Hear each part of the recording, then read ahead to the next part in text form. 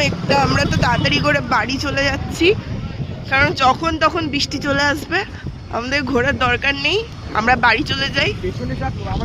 প্রচন্ড পেছনে তো আমাদের মেঘ, একেবারে দেখো মনে হচ্ছে আমাদের পেছন পেছন ছুটে আসছে মেঘটা। আমরা তাড়াতাড়ি করে গাড়ি চালিয়ে তাড়াতাড়ি করে আমরা বাড়ি যাচ্ছি। বেরিয়েছিলাম একটু ঘোরার জন্য, যে ওয়েদারটা সুন্দর দেখে।